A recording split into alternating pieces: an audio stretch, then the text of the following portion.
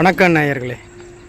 இன்றைக்கி பிப்ரவரி 21 உலக தாய்மொழி தினம். இந்த உலக தாய்மொழி தினம் இது என்ன சொல்லப்படுகிறது அப்படின்னா, மனித இனத்துக்கு மட்டும் இல்லைங்க. தாய்மொழி அப்படின்றது எல்லா உயிரினங்களுக்குமே இருக்குது. நாம் பேசிக்கொள்வதை போல இதோ இங்கே கேட்குற இந்த கிளிகள், குருவிகள், இவர்களுக்கென்று தனி மொழிகள் இருக்குது. அத்தனைக்குமே சேர்த்து தான் உலக தாய்மொழி தினம் அப்படின்னு நம்ம சொல்லிக்கலாம், பெருமையாக சொல்லலாம். எதுக்காக பெருமையாக சொல்லணும் அப்படின்னா, மொழிகள் மிகப்பெரிய ஒரு கருவிங்க.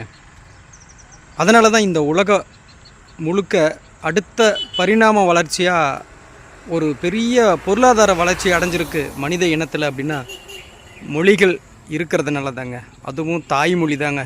இப்போ இந்த தாய்மொழி எப்படிப்பட்டது அப்படின்னா, ஒருத்தர் நம்மக்கிட்ட ஆங்கிலத்தில் பேசுகிறாருன்னா அதை நாம் கேட்போம், நமக்கும் தெரியும் ஆங்கிலம். இருந்தாலும் கேட்ட அடுத்த ஒரு நொடி பொழுதுக்கு குறைவான நேரங்களில் நாம் அதை புரிஞ்சுக்கிறோம். அது நம்மளுடைய தாய்மொழி நமக்கு அதை மொழிபெயர்த்து கொடுக்கக்கூடியது. அது எவ்வளோ பெரிய மிகப்பெரிய கருவி. அதனால் அந்த ஒரு தாய்மொழி தினங்க இன்றைக்கி. அதனால் தாய்மொழியை போற்றுவோம். எல்லாருமே தன்னுடைய தாய்மொழியை தன்னுடைய குழந்தைகளுக்கு கற்றுக் கொடுங்கள். தாய்மொழியை மறக்காமல் அவர்களை கற்றுக்கொள்ள சொல்லுங்கள்.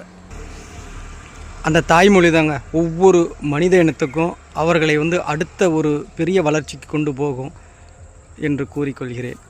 நன்றி, வணக்கம்.